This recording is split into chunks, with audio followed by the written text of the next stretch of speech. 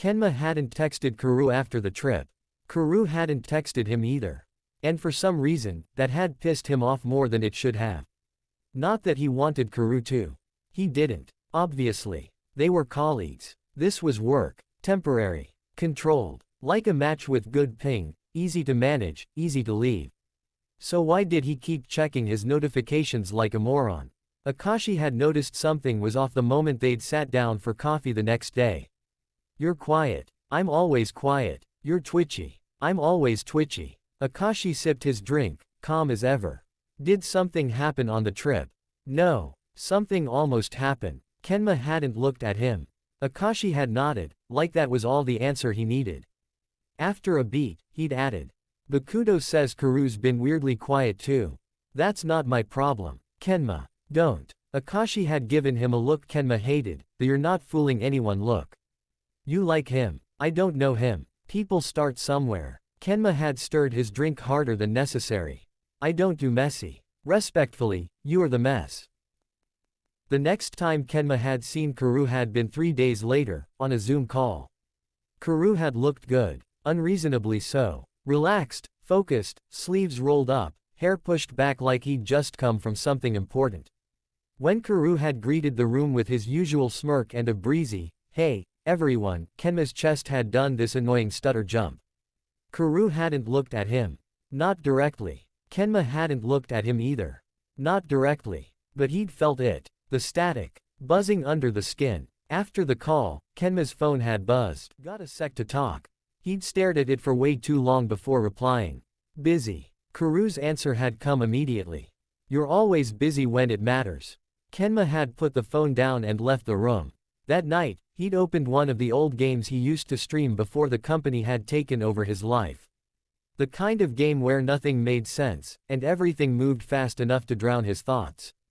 But even in the middle of the chaos, his brain had still found time to imagine what would have happened if that knock hadn't come. If he'd just leaned in. If he'd let Kuroo kiss him. If he'd let himself want it out loud. He'd shut the game off after 20 minutes. The next day, Kuroo had shown up at HQ. Unannounced. I was in the area. Kuroo had said casually when the receptionist had buzzed Kenma. Kenma had stared at him across the glass door.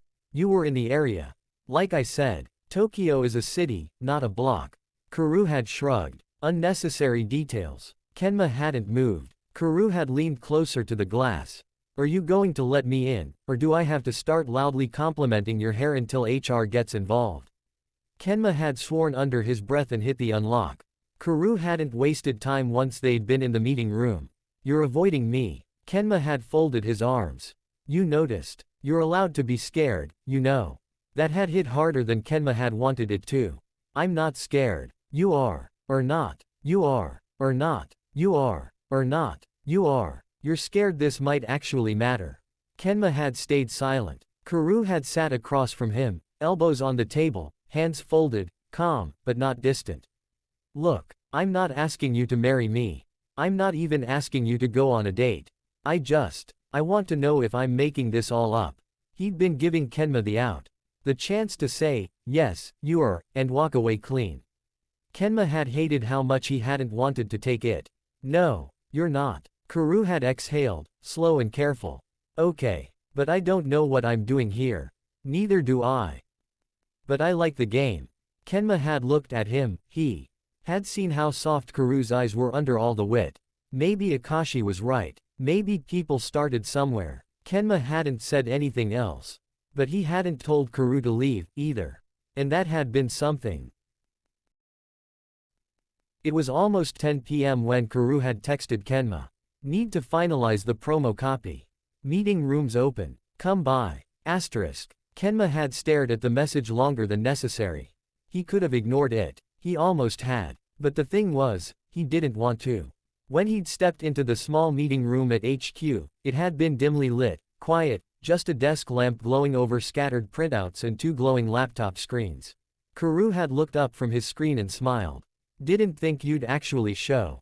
Yeah, well, Kenma had said, tossing his bag onto the chair across from him. Your copy's always too wordy. Someone's gotta fix it. Ouch. Brutal honesty this late at night. It's when I'm in my element. He chuckled and slid a draft across the table. For the next hour, they'd worked in near silence. The kind of silence that hadn't felt heavy, just full. Every now and then, their eyes would meet, and something would shift in the air. Nothing said, nothing needed to be, but it had been there. The static, the almost, the "Are we going to talk about this or not?" At one point, Kuroo had gotten up to grab another coffee, and when he'd come back, he'd handed Kenma one without asking. Black. Just how he liked it. Kenma hadn't thanked him. Kuroo hadn't expected him to. "Hey," Kuroo had said eventually, leaning back in his chair, his voice quieter than before. "Can I ask something?" Kenma hadn't looked up from his screen. "You're going to anyway." "True." A pause. "Why do you keep pushing me away?" That had made Kenma freeze.